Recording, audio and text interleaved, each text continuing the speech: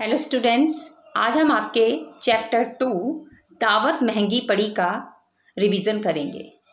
इस चैप्टर में एक कहानी है जिससे हमें कोई ना कोई शिक्षा मिलती है। बेटे, किसी भी कहानी में कुछ पात्र होते हैं और जिनके ऊपर वो पूरी कहानी घूमती है।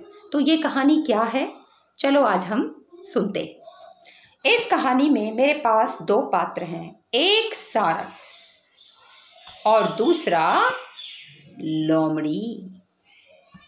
मेरी कहानी के दो पात्र हैं, एक तो सारस और दूसरा लोमड़ी।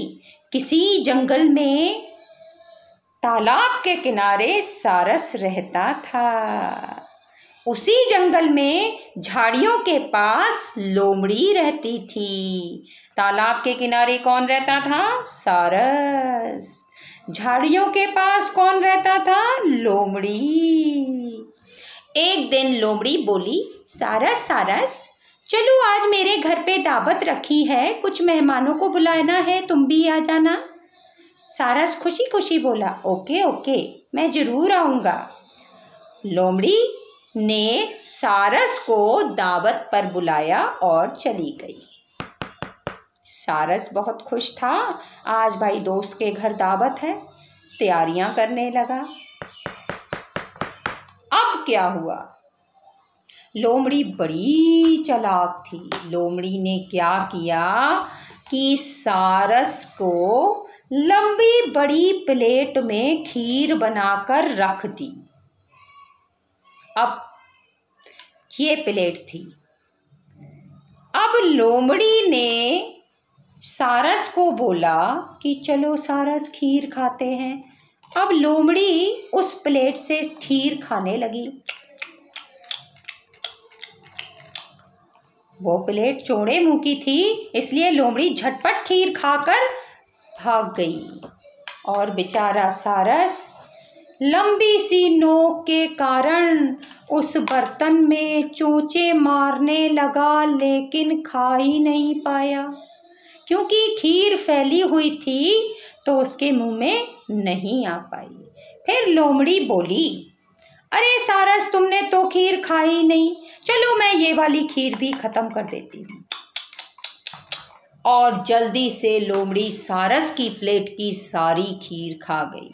बेचारा सारस, उसे बहुत बुरा लगा और अपना अपमान महसूस होने लगा। लोमड़ी बड़ी चालाक थी, लेकिन फिर भी सारस ने कहा, मैं इस बात का बदला लूंगा। कुछ दिनों बाद फिर दोनों नदी किनारे मिले।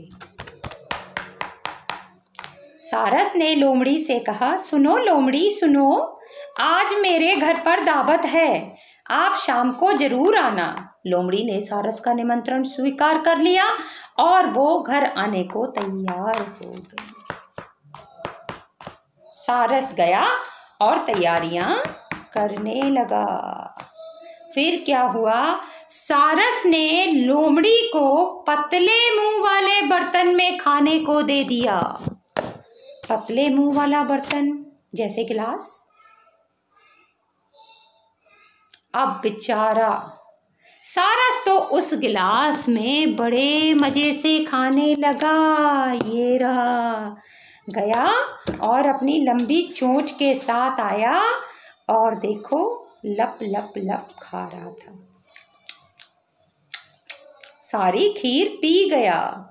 और लोमड़ी, चूंकि उसका मुंह बहुत बड़ा था, मुंह उसके बीच में ही नहीं आ रहा था, अब खाए कैसे? लोमड़ी को गुस्सा आया और उसने सारस का काम तमाम कर दिया। ओह, सारस मर गया। इस कहानी से हमें क्या शिक्षा मिलती है? इस कहानी से हमें ये शिक्षा मिलती है कि सोच समझकर मित्रता करनी चाहिए और दूसरा, कभी बदला लेने का नहीं ठानना चाहिए।